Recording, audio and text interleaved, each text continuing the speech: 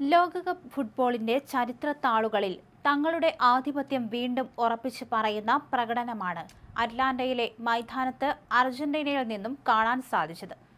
കലാശ പോരാട്ടത്തിലേക്ക് അനായാസം മുന്നേറാമെന്ന പ്രതീക്ഷയോടെ കളത്തിലിറങ്ങിയ ഇംഗ്ലണ്ടിനെ അതിവിദഗ്ധമായ തന്ത്രങ്ങളിലൂടെയാണ് നിലവിലെ ചാമ്പ്യന്മാരായ അർജന്റീന വീഴ്ത്തിയത്.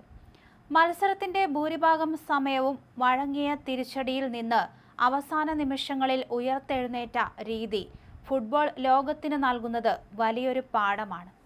രണ്ടാം പകുതിയുടെ തുടക്കത്തിൽ ആന്റണി ഗോർഡനിലൂടെ ഇംഗ്ലണ്ട് മുന്നിലെത്തിയതോടെ അർജന്റീന പ്രതിരോധത്തിലായി. മുന്നിലെത്തിയതിനു ശേഷം ഇംഗ്ലണ്ട് സ്വീകരിച്ച അമിത പ്രതിരോധപരമായ സമീപനം അവർക്ക് തന്നെ വിനയായി മാറി. ഒരു ഗോളിന്റെ ലീഡ് നേടി വിജയത്തിലേക്ക് നീങ്ങുകയാണെന്ന ഭ്രമത്തിൽ ഇംഗ്ലണ്ട് പ്രതിരോധത്തിലേക്ക് വലിഞ്ഞത് അർജന്റീനയ്ക്ക് കൂടുതൽ ആക്രമിച്ചു കളിക്കാൻ കളമൊരുക്കി കൊടുത്തു.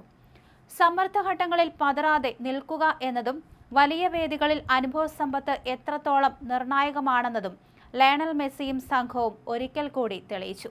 ഇംഗ്ലീഷ് ഗോൾ കീപ്പർ ജോർദാൻ പിക്ഫോർഡിന്റെ മികച്ച സേവുകളും പോസ്റ്റ് വില്ലനായ നിമിഷങ്ങളും അർജന്റീന ആത്മവിശ്വാസം കൈവിട്ടില്ല. കളിക്കളത്തിലെ തന്ത്രപരമായ മാറ്റങ്ങളാണ് കളിയുടെ ഗതി പൂർണ്ണമായും തിരിച്ചുവിട്ടത്.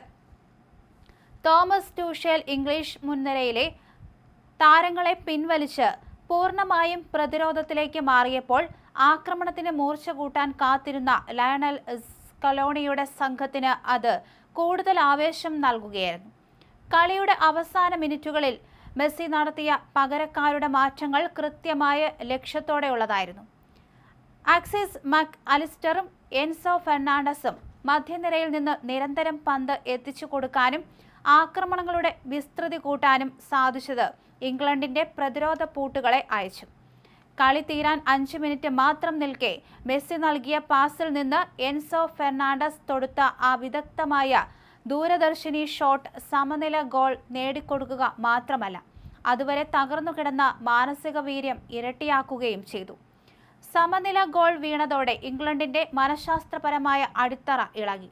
അധിക സമയത്തേക്ക് കളി നീട്ടാമെന്ന പ്രതീക്ഷകളെ പോലും തല്ലിക്കെടുത്തിക്കൊണ്ട് ഇഞ്ചുറി ടൈമിൽ ലൗതാരോ മാർട്ടിനസിലൂടെ പിറന്ന ആ ഹെഡർ ഗോൾ തികഞ്ഞ മാസ്റ്റർ പീസായിരുന്നു.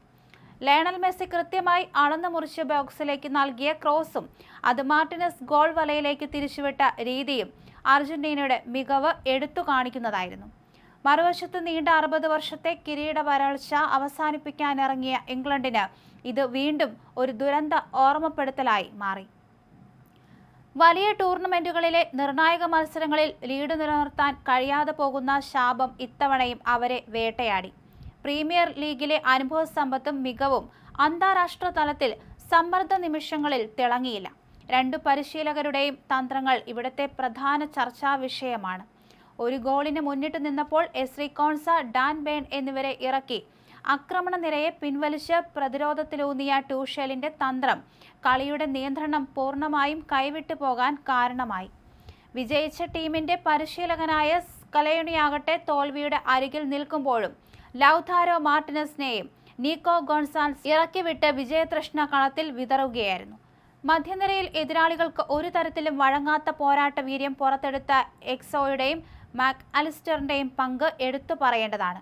പന്തിനായി കടുത്ത പോരാട്ടം നടത്തുകയും ബോക്സിന് പുറത്തുനിന്ന് നിരന്തരം വെല്ലുവിളികൾ ഉയർത്തുകയും ചെയ്തത് ഇംഗ്ലീഷ് മധ്യനിരയുടെ താളം തെറ്റിച്ചു. മാക് അലിസ്റ്ററിന്റെ ഷോട്ടുകൾ 2 തവണ പോസ്റ്റിൽ തട്ടി മടങ്ങിയെങ്കിലും അത് അർജന്റീനയെ നിരാശയാക്കിയില്ല. വലിയ വേദികളിലെ സാന്നിധ്യവും വിജയപരിചയവും തന്നെയാണ് ഒരു മികച്ച ടീമിനെയും സാധാരണ ടീമിനെയും വേർതിരിക്കുന്നത്. അവസാന വിസിൽ മുഴങ്ങുന്നതുവരെ മത്സരത്തിൽ തിരിച്ചെത്താനാകുമെന്ന ആത്മവിശ്വാസമാണ് ലാറ്റിൻ അമേരിക്കൻ കരുത്തരെ തുടർച്ചയായ 2ാം ലോകകപ്പ് ഫൈനലിലേക്ക് നയിച്ചിരിക്കുന്നത്. വരുന്ന ഞായറാഴ്ച ന്യൂയോർക്കിൽ നടക്കാനിരിക്കുന്ന കലാശ പോരാട്ടത്തിൽ സ്പെയിനാണ് അർജന്റീനയുടെ എതിരാളികൾ.